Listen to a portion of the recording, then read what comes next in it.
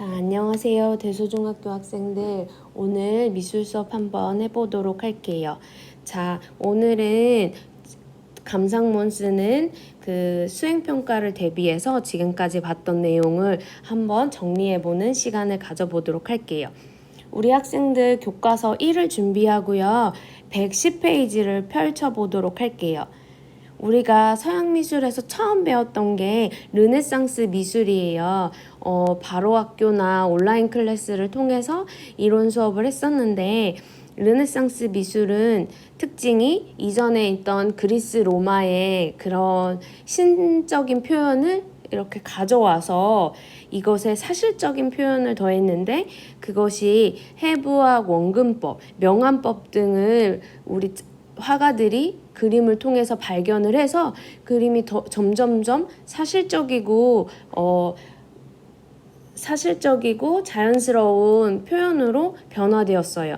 예전에 중세미술에서는 딱딱한 인물이 표현되었지만 이 르네상스 미술에서는 인물의 피부 표현이라든지 거리감의 표현이라든지 굉장히 실제와 비슷한 표현이 나타났어요. 그래서 우리가 라파엘로의 작품, 레오나르도 다빈치의 작품 이렇게 봤었어요. 그리고 그 밑에는 로코코 바로크 미술이에요. 자, 우선은 바로크 미술인데 이전에 있었던 르네상스 미술과는 조금 다르게 예전에 르네상스 미술 110페이지에 보면 라파엘로의 원근법을 적용한 르네상스 회화라고 동정녀 마리아의 결혼식이라는 작품 여기에 보이죠? 이 작품을 보면 인물들이 이제 손동작 정도만 하고 있어요. 동세 움직임의 표현이 조금 절제되어 있는 느낌이지만 바로크의 미술은 이 조각상도 보면 알겠지만 인물의 표현이 조금 더 역동적이고 강한 동세가 나타나고 있어요. 자, 이렇게 요 세 작품이 바로크의 회화예요. 그리고 가장 또 하나의 큰 특징은 명암 대비가 굉장히 분명해요. 밝고 어두움이 극명하게 나타나서 중앙으로 집중되고 그리고 무대와 같은 연극적인 효과도 나타나요. 우리가 연극을 보러 가면 연극에서 보면 주인공이 나타난 장면에서는 무대의 조명이 그 인물만 집중해서 비치고 나머지는 되게 어둡게 나타나요. 그게 주인공만 부각되게 나타내려고 하는 특징인데 그게 이 바로크 미술에서 나타나요. 자, 야간 순찰, 렘브란트의 작품을 보면 앞에 있는 두 인물만 잘 나타나고 나머지 인물들은 어두워요. 그래서 이 작품을 통해서 여러 명의 집단 초상화였지만 사람들에게 큰 아쉬움을 남겨서 약간의 비판을 받았다라는 이야기를 선생님이랑 했었던 것 같아요. 그리고 여기 벨라스케스의 시녀들이라는 작품도 앞에 있는 인물들이 부각되고 뒤에 있는 화가 자신 그리고 거울 속에 비춰져 있는 왕과 왕비 뒤에 계단으로 가고 있는 시종들의 모습이 조금은 어둡게 표현되어 있어서 공주의 모습이 되게 부각되어 나타난다라고 볼 수가 있어요. 그래서 이때에는 르네상스 회화와 다르게 동세가 뚜렷하고 연극적인 표현과 명암 대비가 뚜렷하다라고 이야기를 할 수가 있어요. 자, 그 다음에 로코코의 미술로 가볼게요.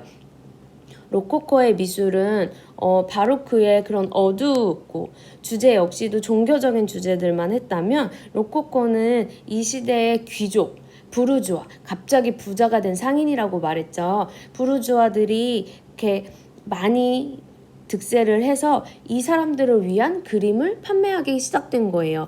그래서 종교적인 이야기보다 자신들의 이야기를 그린 작가들의 작품을 많이 사고 많이 보게 되었어요. 그래서 여기에는 한 여성이 그네를 타고 있고 밑에는 남성이 있고 여기에 그네를 잡고 있는 시종이 있고 여기에는 큐피드라고 사랑을 뜻하는 그러한 조각상이 그려져 있었어요.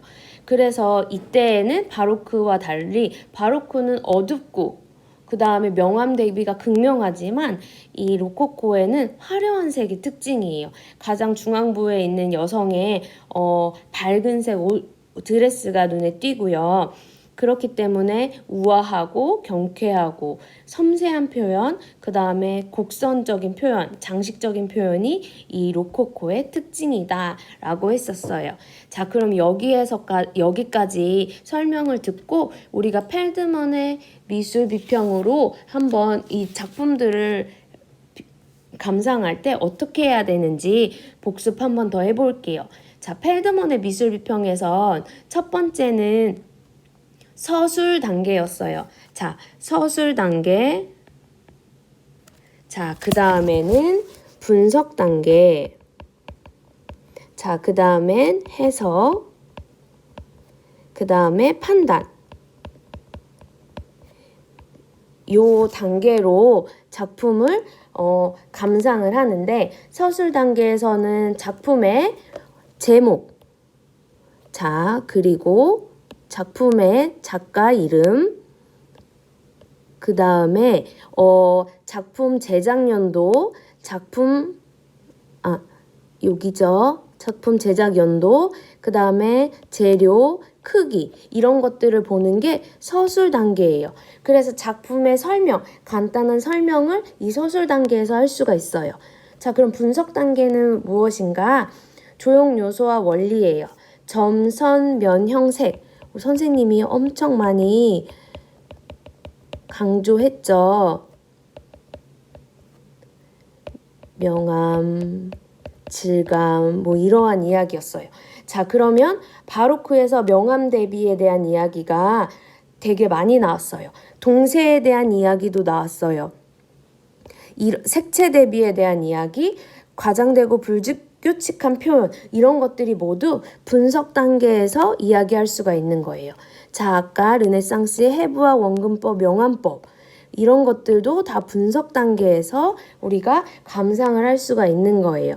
자, 그렇고 또 여기에 르네상스 조각에서 피에타에 대한 설명이 있어요. 상념에 잠긴 듯한 마리아의 얼굴과 구겨진 옷자락, 죽어서 늘어진 예수의 신체에서 사실적으로 표현되었다. 이런 것들, 신체 비율에 대한 이야기들, 이러한 설명도 분석 단계에서 이야기할 수 있는 거예요. 자, 그럼 해석 단계에서는, 자, 여기 보면 바로크 미술에서 신교 국가에서는 시민사회가 발전돼서 정모라 풍경화 같은 장르화가 발전하였다라고 이야기했어요. 자, 이게 뭐였을까요? 우리 바니타스 회화라고 해골이 그려져 있고 시든 꽃, 그 다음에 모래시계, 이런 것들을 등장한 정모라에 대한 이야기였어요. 선생님이 등교했을 때 설명을 했었는데, 이러한 배경이 장르화를 그렸어야 되는 게 종교화를 그리지 못했어요. 우상숭배가 안 돼서 이런 것들은 그려지지 않고 종교적인 이야기는 없이 그냥 당시 주변에 있는 정물들을 그렸어요. 그런 거는 해석 단계에서 우리가 이야기를 할 수 있어요. 그런 배경적인 거예요. 그리고 여기 르네상스에서는 유화물감이 발명되었다라고 했어요. 유화물감을 발명을 해서 덧칠하는 것들이 가능해서 점점 사실적으로 표현할 수가 있어요.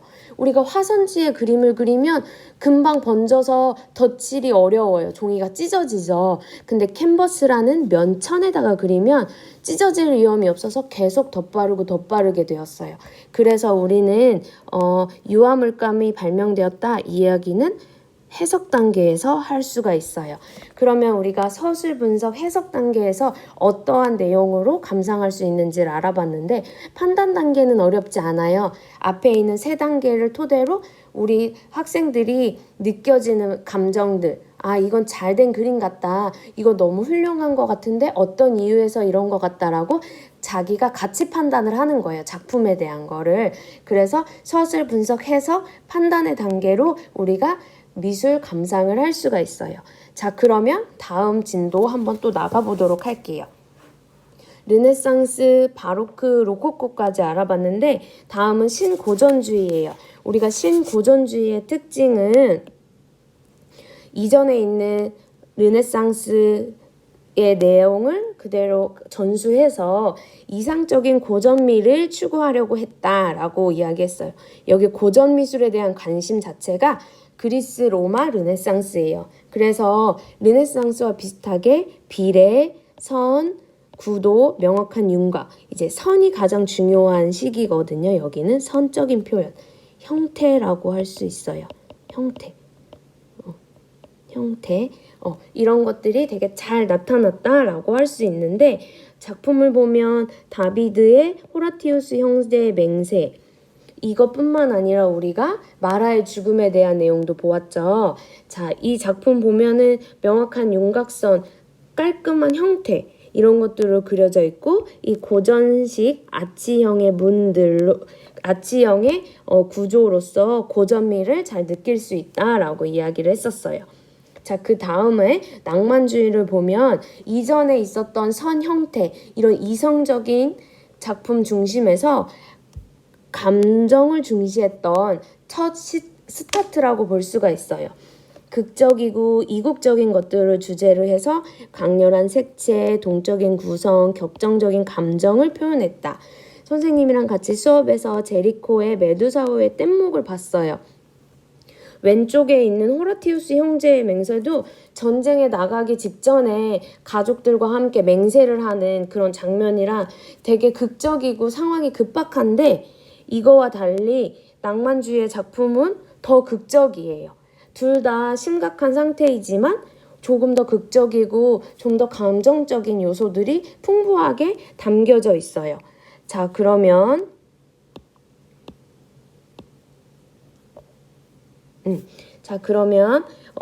우리 메두사호의 뗏목에 대한 이야기를 보면은 피라미드 구조라고 했어요. 이렇게 피라미드 구조로 나타나서 인물들이 아래로 갈수록 조금 더 많이 등장하는, 아래로 갈수록 많이 쓰러져 있는 인물들이 등장하고, 위로 갈수록 적은 배치로 피라미드로 안정적인 구도를 나타냈어요. 동세가 많이 나타난 작품이 산만할 수도 있지만, 집중해서 피라미드 구도로 표현되면은 굉장히 안정적이지만 당시의 분위기를 잘 느낄 수 있는 그런 구도예요. 그리고 색채도 무채색의 표현으로 굉장히 당시에 급박한 상황을 색채로서도 잘 나타날 수 있다라고 이야기했어요. 자, 그럼 다음엔 자연주의인데, 자연주의는 우리 친구들이 그러니까 명확한 특징을 이야기하기가 어려워서 선생님이 바로 뒤에 있는 사실주의로 이야기를 했었죠. 사실주의는 주변 일상을 꾸밈 없이 객관적으로 사실적으로 묘사했다. 자, 여기 꾸르베의 돌 깨는 사람들이었어요. 이전의 작품들을 보면 왼쪽에 라파엘로는 마리아, 자, 그 밑에 있는 사람들은 부유한 사람들, 자, 오른쪽에 있는 다비드도 훌륭한 사람들, 전쟁에 나가는 그러한 군인들의 모습들을 나타냈는데, 이 쿠르베의 작품은 돌 깨는 사람들이라고 전혀 중요하지 않은 인물을 여기에서 표현했어요. 그래서 인물을 그렸지만 인물의 얼굴은 중요하지 않은 거예요. 그 당시의 시대상을 표현하기 위해서예요. 여기 제리코의 메두사호의 뗏목 같은 경우도 일반인이지만 당시에 심각한 사회에 있었던 실화를 모티브로 했기 때문에 기록으로 남겨야 되는 그러한 큰 의의가 있지만, 돌 깨는 사람들, 선생님 같이 가르치는 선생님, 이렇게 그냥 일반적인 사람이에요. 특별한 사람이라고 특별하지 않아라고 말할 수는 없지만 우리 주변의 인물들을 그린 거예요. 그래서 여기에서는 이전과는 다르게 매우 주제가 특이했다, 뭔가 획기적이다라고 이야기했었어요. 그리고 쿠르베 도미에는 여기에 책에는 없지만 3등 열차라고 가난한 사람들이 타는 그 열차에 피곤해 지친 사람들의 모습을 그린 작가예요. 사회에 풍자를 했던 작가였죠. 그런 이야기를 했었는데, 이 사실주의는 가장 큰 특징이 사실적인 표현도 했지만 그 당시에 사실적인 주제를 갖고 왔다는 게 여기에서의 가장 큰 특징이라고 볼 수 있어요. 자, 그러면은 인상주의를 볼게요. 인상주의에서 가장 큰 중요한 문구는 바로 이거예요. 고유색을 부정하고. 자, 사과는 빨갛고, 그리고 풀은 초록색이고, 나뭇잎도 초록색이고, 나무는 갈색이고, 우리가 머릿속에 알고 있는 고유한 색이 있어요. 우리 추상화 점수를 선생님이 내보니까 설명하는 데에서 우리 친구들이 어떤 건 어떤 색으로 표현했고 어떤 건 어떤 색으로 표현했어요 라고 서술한 친구들이 많았어요. 그것처럼 자기의 각자의 마음속에 있는 색을 표현한 거잖아요. 이 인상주의는 마음속에 있는 색은 아니지만 고유의 색, 우리가 머릿속에 있는 관념적인 색은 부정했어요. 그래서 여기 보면 여기에 있는 풀밭에 있는 풀색과 여기에 있는 풀색이 달라요. 그림자진 풀색은 어두워요. 검정색, 짙은 남색들로 표현되었고, 여기 햇빛에 비춰져 있는 색은 우리가 알고 있는 연두색, 초록색으로 표현되어 있어요. 그래서 인상주의자들은 색은 빛에 의해서 표현되는 것들이다 라고 이야기를 했어요. 그래서 순간적인 인상을 표현하는 것, 짧은 터치로 표현하는 게 이 인상주의자들의 특징이에요. 그래서 우리가 마네, 모네, 드가 이런 사람들의 작품을 보았어요. 그런데 단점은 인물의 형태는 무너지게 되었어요. 자, 여기에 이 여인의 모습과 이 여인의 모습 굉장히 다르죠. 얼굴이 잘 분명하게 나타나 있지 않아요. 확대하지 않아서 그런 거는 아니었어요. 우리가 온라인 클래스 이전 수업에서 봤었는데 작게 표현해서 이런 것들이 아니라 이렇게 작게 표현된 인물들은 되게 뚜렷하지요. 그렇지만 인상주의자들의 인물 표현은 뚜렷하지가 않아요. 색채에 관심이 있었기 때문에 인물의 형태는 무너지게 되었어요. 그래서 이걸 비판해서 신인상주의가 나타나요. 신인상주의는 과학적인 색채 연구를 했어요. 점묘법으로 나타냈다라고 이야기를 했었는데 파레트의 색을 혼합하지 않았어요. 점으로써 표현을 했어요. 우리가 연두색을 표현하기 위해서는 초록색과 노란색을 옆에다가 함께 점을 찍으면 멀리서 봤을 때 연두색으로 보여지는 시각적인 혼합을 선택한 거죠. 이 시각적인 혼합은 눈에 의한 혼합이에요. 색채를 직접 우리가 빨간색과 노란색을 섞어서 주황색을 만드는 게 아니라 빨간색 옆에 노란색을 점을 찍어서 놓으면서 멀리서 봤을 때 시각적으로 우리 눈에서 혼합되어 보이는 그런 방법을 선택했어요. 그래서 채도와 명도는 높게 유지되고 탁하지 않은 그런 맑은 색이 표현되었다는 게 특징이에요.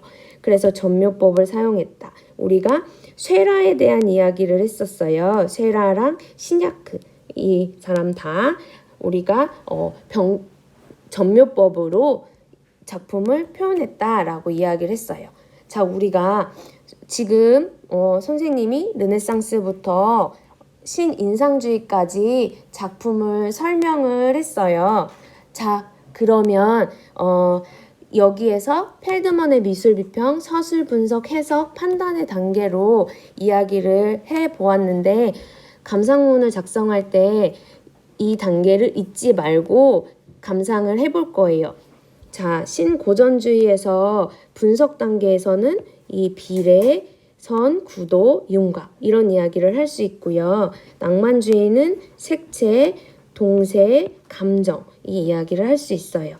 자, 인상주의에서는 고유색을 부정했다. 순간적인 인상을 밝은 색채와 짧은 터치로 표현했다. 라고 이야기를 해줄 수 있고요. 신인상주의에서는 점묘법, 시각적인 혼합 이런 이야기를 우리가 할 수 있어요. 자, 우리가 서술 단계에서의 이야기는 어렵지 않아서 분석 단계의 이야기를 뒤에 있는 미술 사조를 통해서 이야기를 했어요. 자, 그러면 해석 단계에서는 보면 이렇게 이야기를 해주면 돼요. 신고전주의는 고전 미술에 대한 관심이 높아졌다. 이런 이야기. 그래서 고전 취향의 문학 역사를 소재로 취하였다. 이런 이야기를 해석 단계에서 하면 되고요. 낭만주의에서는 자, 이성보다 감정을 중시했다. 왜냐하면 신고전주의에 반발을 했기 때문이다. 라고 이국적인 것, 극적인 것들을 주제로 하였다. 이런 이야기를 해석 단계에서 하는 거예요. 사실주의, 인상주의, 신인상주의도 마찬가지예요. 사실주의는 주위의 일상을 표현했고 인간과 사회의 현실을 직시해서 실제를 그대로 표현했다. 이것이 바로 예술의 사회적 역할이라고 생각했기 때문이다. 이런 이야기를 해주는 거예요. 인상주의도 빛과 대기의 흐름에 따라서 순간적인 인상을 표현하는 것이 미술의 역할이다 라고 해서 이 부분을 해석해서 이야기해주면 되고요. 신인상주의는 이러한 인상주의의 형태의 무너짐을 비판해서 이거를 보완하기 위해 과학적인 색채를 연구를 했다. 이런 이야기를 해주면 돼요. 우리 학생들 펠드먼의 미술 비평으로 감상하는 게 이렇게 선생님이 설명한 대로 하면 돼서 어렵지 않을 거예요. 그러면은 이번 시간에는 르네상스부터 신인상주의까지 설명을 해봤다면 다음 시간에는 비교 감상하는 설명을 다시 한번 해보도록 할 거예요. 자, 그러면 다음 수업을